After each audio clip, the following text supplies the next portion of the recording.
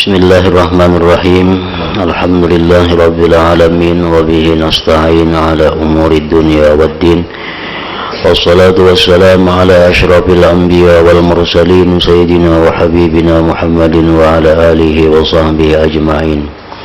Qala al-musannif al-imam hujjatul Islam Abu Hamid Muhammad bin Muhammad al-Ghazali rahimahullah, nafa'ana bi ulumih.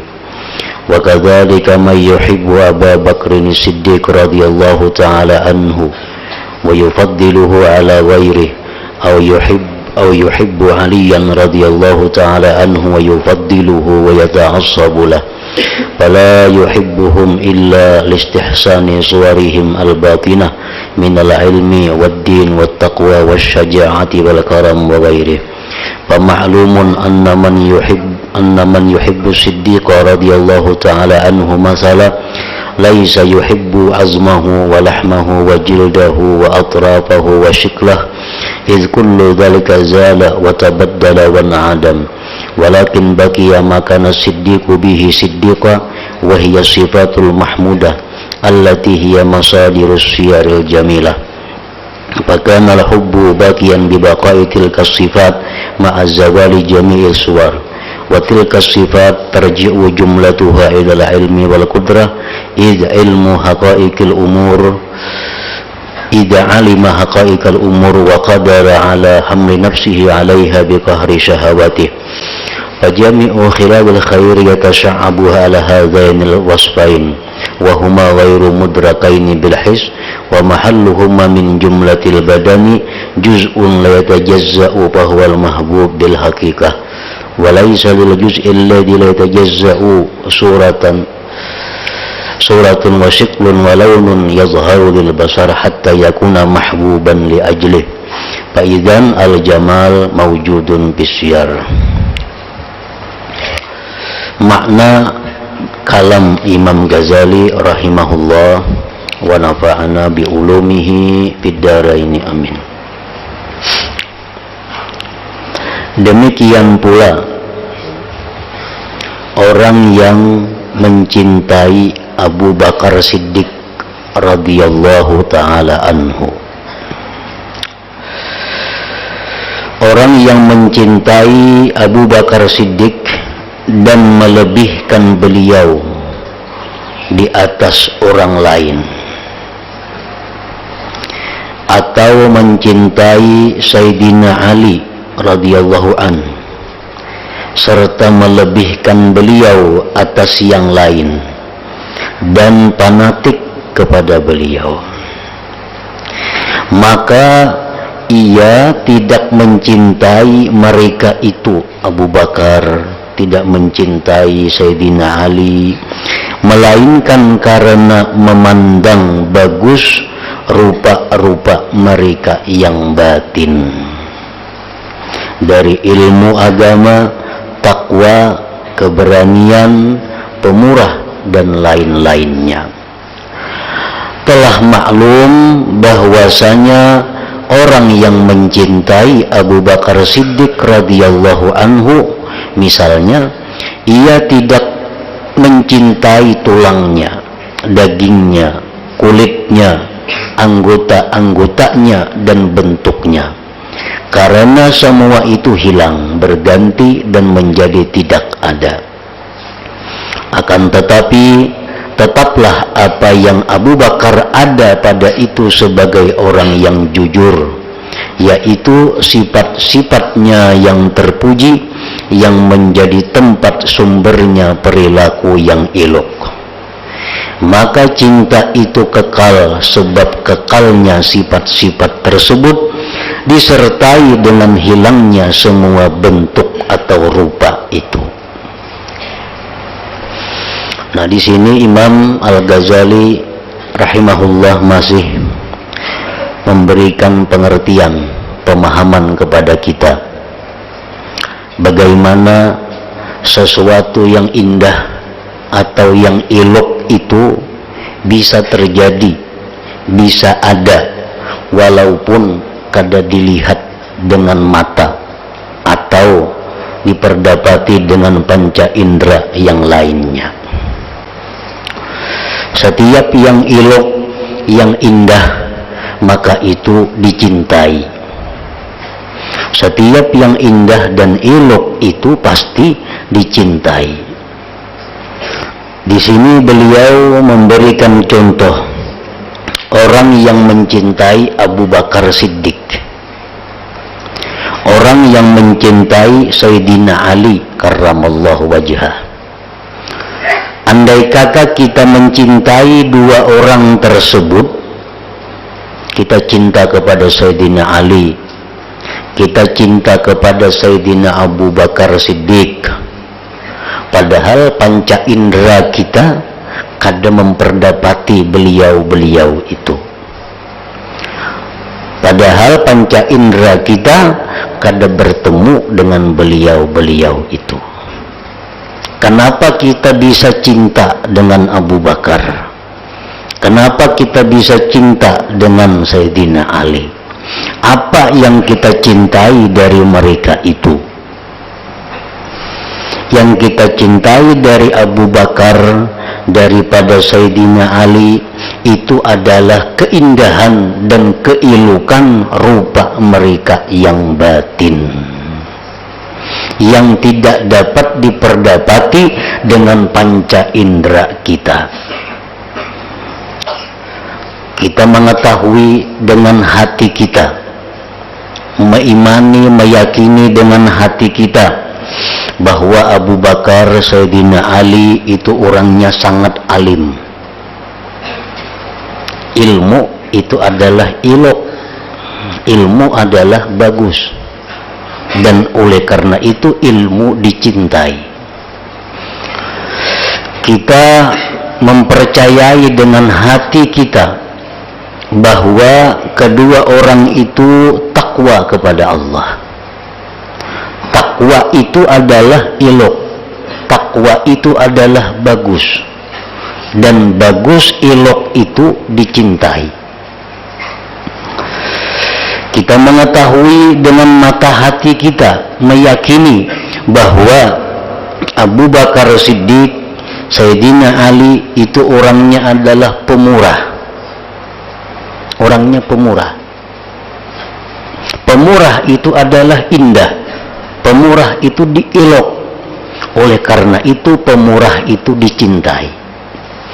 Nah, kita mencintai dua orang tadi karena ada sifat-sifat yang elok pada diri mereka. Sifat-sifat elok yang ada pada diri mereka itu tidak terjangkau sebenarnya oleh panca indera kita.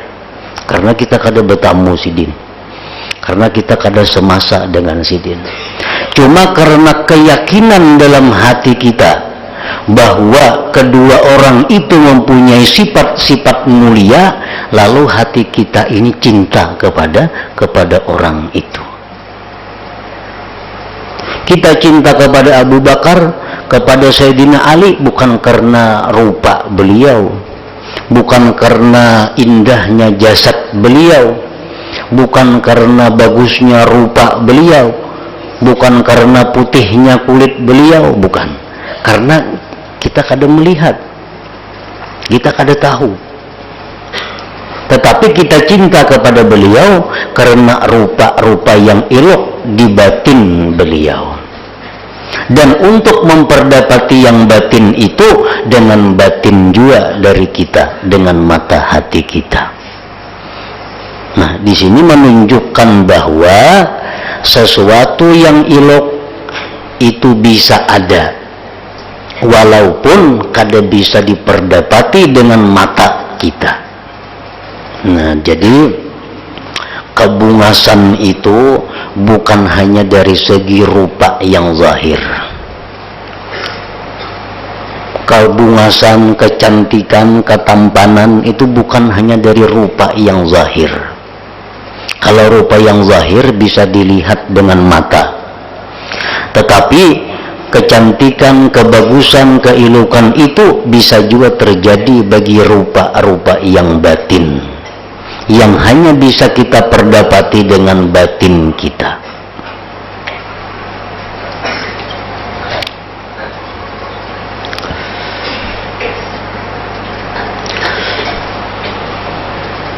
Nah, disitulah ada sedikit mulai timbul perbandingan bahwa kita ini mencintai Allah.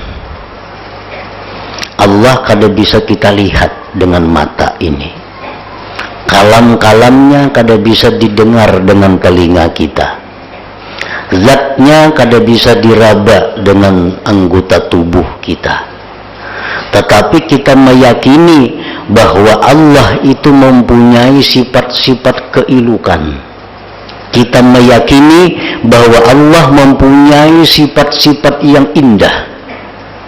Nah, yakin itu adalah mata hati, urusan hati. Oleh karena kita meyakini bahwa Allah itu punya sifat-sifat yang elok, punya sifat-sifat yang indah, mestinya hati kita ini cinta kepada Allah Subhanahu wa ta'ala. Mestinya cinta kepada Allah.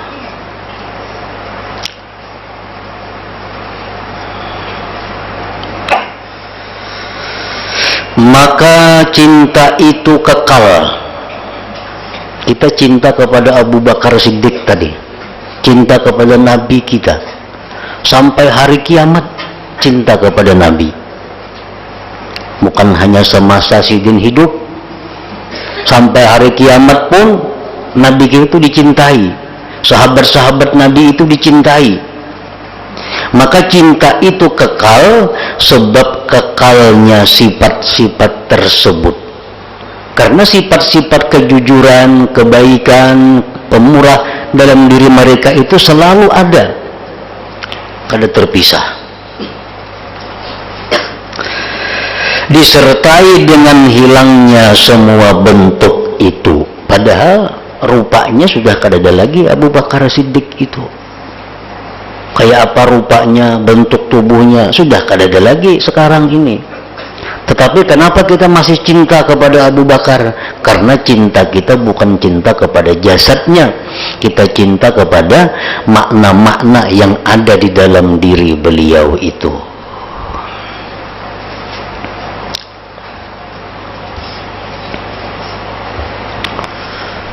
Nah, di sini artinya Imam Ghazali beliau menghendaki memperkuat dalil bahwa bungas ilok itu bukan hanya terbatas kepada rupa yang zahir, itu intinya. Nah, Sidin ingin memberikan kita paham, Sidin ingin memberikan kita pengertian bahwa nangaran bungas itu bukan hanya rupa yang zahir, yang hanya bisa dipandang mata yang zahir.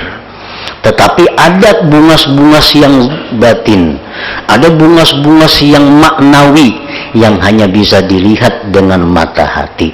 Nah, itu Sidin ingin menjelaskan demikian.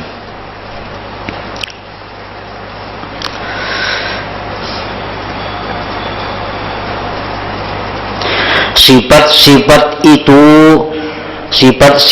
itu ilmu tadi kan, keagamaan, ketakwaan, keberanian, pemurah. Nah, sifat-sifat itu kembali keseluruhannya kepada ilmu dan kemampuan atau kudrat. Kenapa orang itu pemurah? Karena ini ada punya ilmu dan ada kemampuan sehingga jadi pemurah. Kenapa orang itu berani? Karena ini ada ilmu dan ada kemampuan. Kenapa ini ahli ibadat? Karena ini ada ilmu dan ada kemampuan. Jadi segala sifat terpuji tadi bersumber daripada ilmu dan kudrat, daripada ilmu dan kemampuan. Apabila ia telah mengetahui hakikat-hakikat perkara dan mampu mendorong dirinya atasnya dengan mengalahkan syahwatnya, maka semua sifat-sifat kebaikan bercabang kepada dua sifat ini atau bersumber dari dua sifat itu. Seluruh sifat kebaikan sumbernya adalah dari ilmu dan kudrat, dari ilmu dan kemampuan. Orang kada beilmu kawalah berbuat kebaikan kada bisa. Orang beilmu tapi kada ada kemampuan kada kawa jua. Nah, jadi segala sifat kebaikan sumbernya dua, ilmu dan kudrat.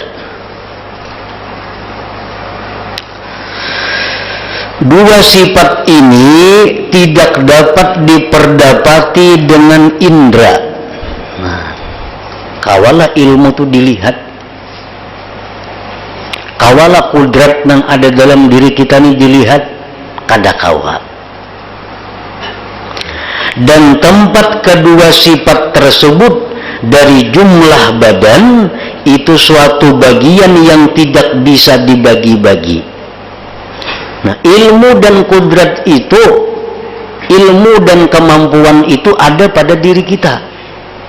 Di pintang mana dalam diri kita kada tahu andaknya kita, di mana, di tangan kah, di batis kah, kada kawa dibagi-bagi.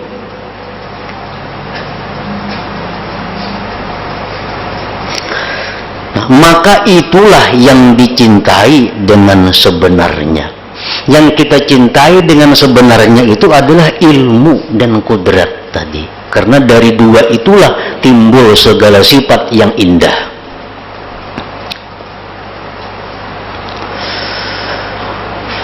Dan bagi bagian juzu yang tidak dapat dibagi-bagi itu tidak mempunyai rupa.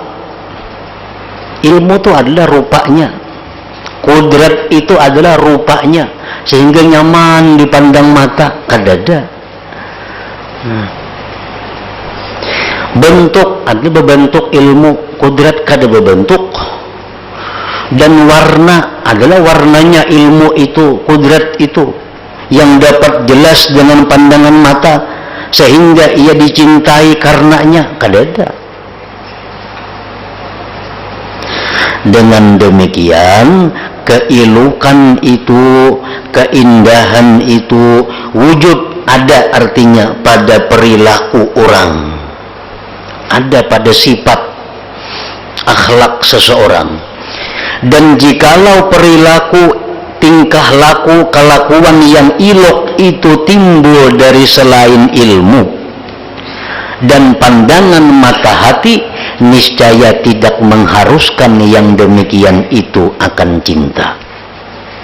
Maka yang dicintai itu adalah tempat timbulnya perilaku ilok, yaitu akhlak yang terpuji dan keutamaan-keutamaan yang mulia. Dan keseluruhannya kembali kepada kesempurnaan ilmu dan kemampuan, ilmu dan kudrat tadi artinya. Dan itu dicintai dengan tabiat manusia. Ilmu itu dicintai. Siapa aja katuju lawan ilmu, siapa aja katuju lawan mampu, siapa aja katuju lawan kudrat itu. Siapa nang kada hakun beisi ilmu, siapa nang kada hakun beisi kudrat. Nah, ilmu dan kudrat itu ilok karena dia sumber keilukan, dan ilmu kudrat itu dicintai. Padahal kada bisa dilihat rupanya.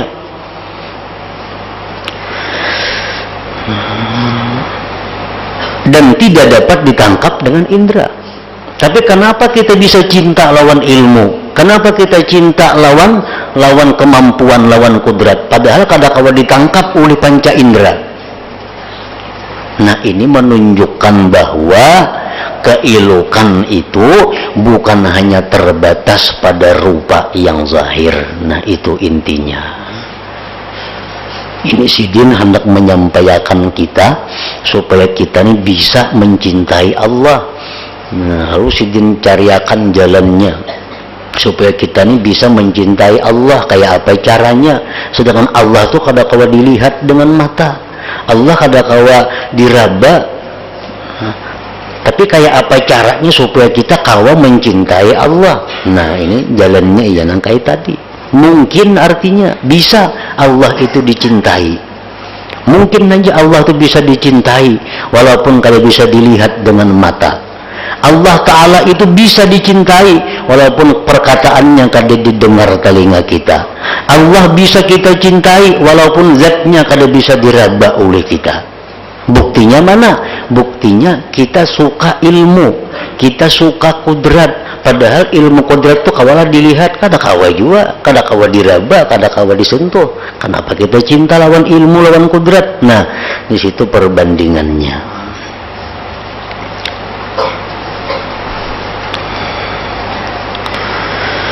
Sehingga sesungguhnya anak kecil, kekanakan yang disembunyikan serta tabiatnya, ini kekanakan yang belum nampak lagi tabiatnya. Apabila kita ingin mencintakan, itu bacaannya, apabila kita ingin mencintakan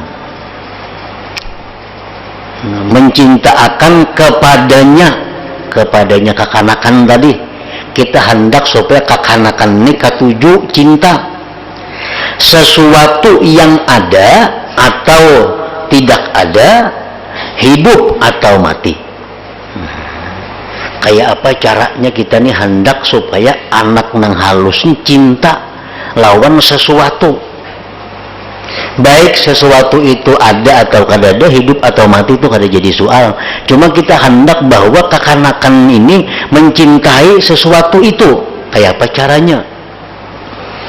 Niscaya tidak ada bagi kita jalan melainkan dengan memanjang lebarkan penyipatannya dengan keberanian, kemurahan hati, ilmu dan sifat-sifat terpuji lainnya. Kita hendak bahwa anak kita ini cinta lawan Nabi Muhammad Sallallahu Alaihi Wasallam. Kayak apa caranya? Sedangkan kekanak ini belum nampak lagi tabiatnya. Kita hendak supaya anak kita ini cinta lawan Nabi kita. Nah, kada ada jalan lain selain bahwa kita kupas habis-habisan keadaan Nabi kita di hadapan anak itu. Ada nakaina seorang laki-laki, ngarannya itu Muhammad, umpamanya Muhammad itu rupanya nakai kalau bulan purnama kada tahan. Tingkah lakunya Muhammad itu sedemikian, kemurahannya demikian, kesantunannya Muhammad itu demikian. Sepanjang-panjangnya kita sebutkan keindahan Nabi Muhammad. Nah, setiap hari anak itu kita doktrin dengan demikian. Niscaya, nah, maka manakala ia telah mengiktikadkan yang demikian, karena tiap hari diberi ajaran itu sekanak-kanak ini, niscaya ia tidak dapat menguasai dirinya dan tidak mampu untuk tidak mencintainya. Nah, akhirnya kanak-kanak ini pasti cinta lawan Nabi kita. Nah, karena tiap hari diberi penjelasan, padahal kanak-kanak ini belum punya tabiat apa-apa lagi yang kelihatan. Cuma karena selalu diberi arahan itu, nah akhirnya anak-anak pasti cinta kepada orang itu.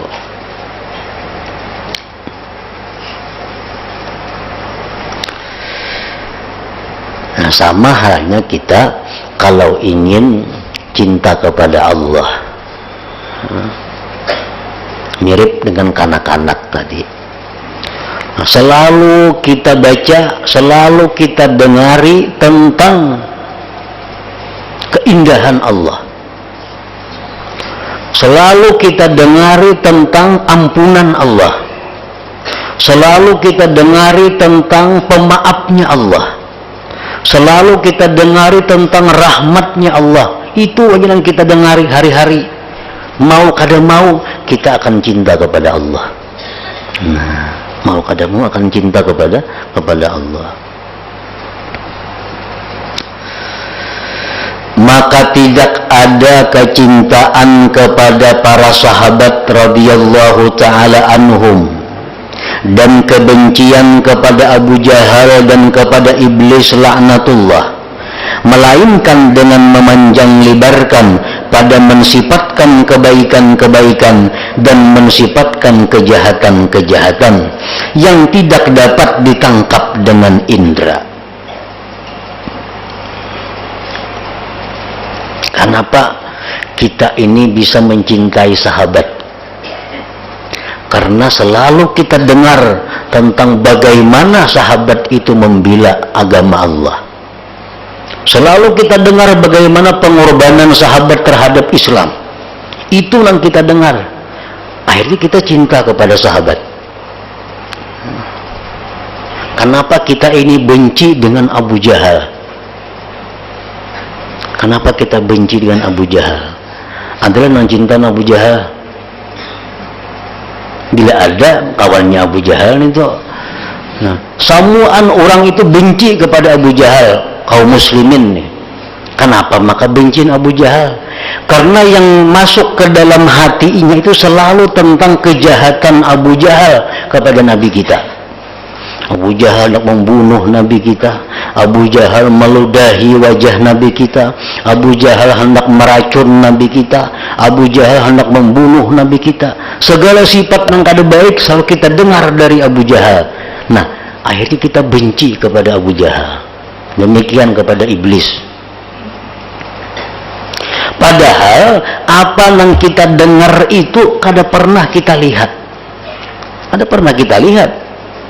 Cuma karena kita punya hati yang meyakini berita itu, lalu kita benci kepada Abu Jahal, lalu kita cinta kepada sahabat. Bahkan ketika manusia mensifatkan Hatim dengan pemurah dan mereka mensifatkan Khalid bin Walid dengan keberanian, niscaya mereka itu dicintai oleh hati dengan cinta yang daruri. Artinya cinta yang mau kada mau. Dan tidaklah yang demikian itu dari melihat kepada rupa.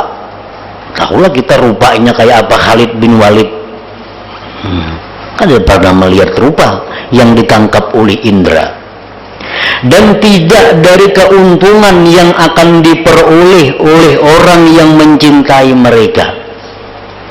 Kita tuh cinta lawan Khalid bin Walid contohnya semata-mata kita meyakini keberanian Khalid bin Walid tentang membela Rasulullah.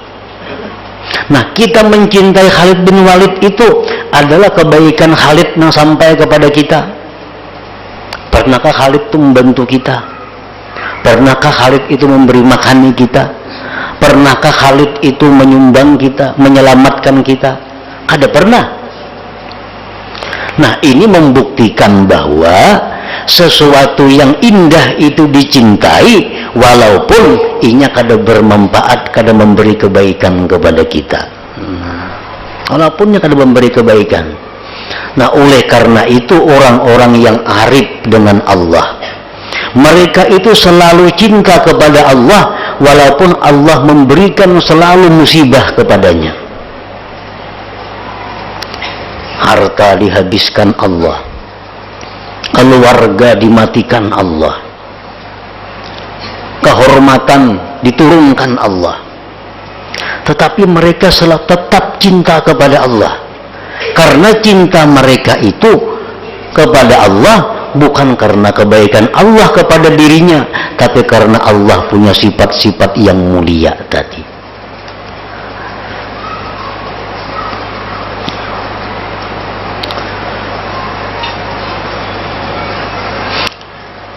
Bahkan apabila diceritakan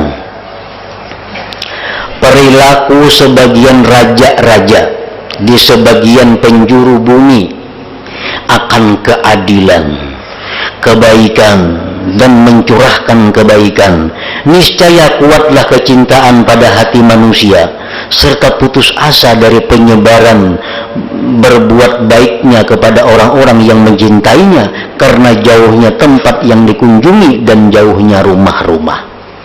Artinya kita ada mendengar berita bahwa ada seorang raja di Afrika, luar biasa adilnya raja nih, Luar biasa adilnya, luar biasa pemurahnya raja ini, luar biasa sayangnya kepada rakyat. Raja di Afrika nih. Kita kada tahu rupanya, kada pernah melihat, cuma hati kita meyakini mendengar kabar tadi. Otomatis kita ini cinta, suka kepada raja itu. Pasti suka mendengar ada kabar itu. Di sana ada raja yang adil, yang bagus, yang penyayang. Hati kita ini cinta kepada raja itu.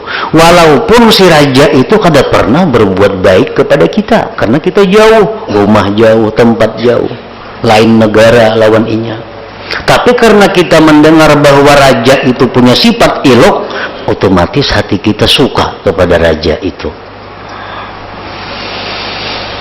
Nah, dengan demikian kecintaan manusia tidaklah terbatas pada orang yang berbuat baik kepadanya. Kita bisa cinta kepada orang karena perbuatan baiknya kepada kita, itu bisa. Tapi kada terbatas itu. Banyak orang-orang yang kada pernah berbuat baik kepada kita, tapi kita cinta kepada mereka. Banyak. Nah, sebagian manusia yang diberi Allah rezeki luas, diberi Allah kesehatan, diberi Allah kemakmuran, lalu dia cinta kepada Allah. Lalu dia cinta kepada Allah. Begitu Allah tarik nikmat-nikmat tadi, dia lupa kepada Allah. Nah, dia tidak mencintai Allah. Nah, ini contoh orang-orang yang dangkal pikirannya, orang yang sempit pandangan mata hatinya. Dia hanya bisa cinta kepada orang yang berbuat baik kepadanya. Bahkan orang yang berbuat baik pada dirinya sendiri itu dicintai, itu pasti. Orang berbuat baik kepada dirinya pasti dicintai, itu pasti. Tapi ada orang yang kada pernah berbuat baik, tapi kita cinta kepadanya, itu ada. Sekalipun kebaikannya tidak sampai kepada orang yang mencintainya, karena setiap keelokan dan kebagusan, maka ia dicintai. Jadi kalau mencintai Allah itu artinya jangan memandang afalnya. Jangan memandang afalnya, karena afal Allah ini silih berganti kepada diri kita. Bisa Allah berikan kita nikmat, bisa Allah berikan kita bala, bisa Allah berikan kita musibah. Nah, kalau kita cinta kepada Allah dengan ukuran afal Allah, maka cinta kita kepada Allah timbul hilang. Kena timbul, kena hilang, kena timbul, kita hilang. Tetapi kalau kita cinta kepada Allah karena kita memandang sifat keindahan, keelokan Allah, dan itu kekal abadi, maka cinta kita kepada Allah pun menjadi kekal abadi, kada berubah dengan berubahnya keadaan.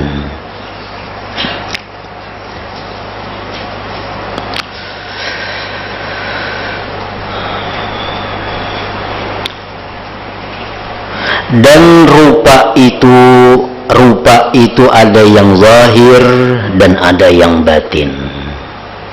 Banyak orang rupa zahir bungas, tapi rupa batin sangat jahat. Banyak orang yang rupa zahir kada bungas, tapi rupa batinnya sangat indah. Itu banyak. Mana hakunnya beisi kawan, ini rupa zahirnya bungas tuh pang rupa zahirnya, tapi kawan yang rupa bungas nih mau mencuntan ampun kita, kadang-kadang mau memfitnah kita, kadang-kadang ia mau menyakiti kita. Kawan yang kedua ini ada kawan kita sekung, kada bungas orangnya, kada bungas lalu, tetapi apa yang kita perlu dibantunya, apa yang kita hendak ditolongnya, mana ketujuhnya antara dua itu. Nah, mana ketujuhnya?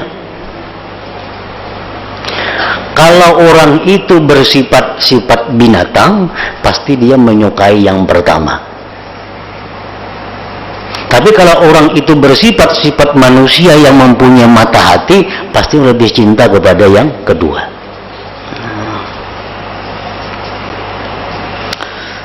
Rupa itu ada yang zahir dan ada yang batin. Kebaikan dan keelokan itu mengandung keduanya. Rupa yang zahir itu dapat diketahui dengan pandangan zahir, dan rupa yang batin itu dapat diketahui dengan penglihatan batin, basirah, mata hati. Barang siapa yang terhalang penglihatan batin, maka ia tidak dapat mengetahuinya, tidak dapat merasakan kelezatannya, dan tidak mencintainya, serta tidak condong kepadanya. Orang yang kada punya mata hati. Dan barang siapa yang penglihatan batinnya lebih kuat padanya daripada indera zahirnya, niscaya kecintaannya kepada makna-makna batin itu lebih banyak daripada kecintaannya kepada makna-makna zahir. Maka jauh berbeda antara orang yang mencintai ukiran yang digambar di atas tembok karena keindahan bentuk zahirnya, dan antara orang yang mencintai seorang nabi dari nabi-nabi Allah karena keindahan batin. Jelas sudah kada sama. Inya ni sekong ni sukanya kepada rupa-rupa zahir. Ada sekong ini sukanya kepada rupa-rupa yang batin. Nah, kedudukan dua orang ini sangat berbeda jauh di sisi Allah Subhanahu wa ta'ala. Nah, jadi dengan demikian kita sudah dapat sedikit, walaupun belum sepenuhnya lagi, dapat sedikit mengambil satu kesimpulan bahwa Allah Ta'ala itu ilok. Sesuai dengan sabda Nabi, Innallah jamil, Allah Ta'ala itu indah. Setiap yang indah mahbub, dicintai. Nah, Allah Ta'ala itu mestinya dicintai. Kenapa Allah dicintai? Karena Allah Ta'ala mempunyai sifat-sifat keindahan, sifat-sifat yang bagus, sifat-sifat yang mulia, yang hanya bisa dirasakan oleh indera keenam dalam diri kita, yaitu mata hati kita. Nah, itu sebagian daripada yang ingin disampaikan oleh Imam Ghazali rahimahullah wa nafa'ana bi'ulumih. Maka kemudian sebab yang kelima pula. Fatihah ila hadratin Nabi sallallahu alaihi wasallam.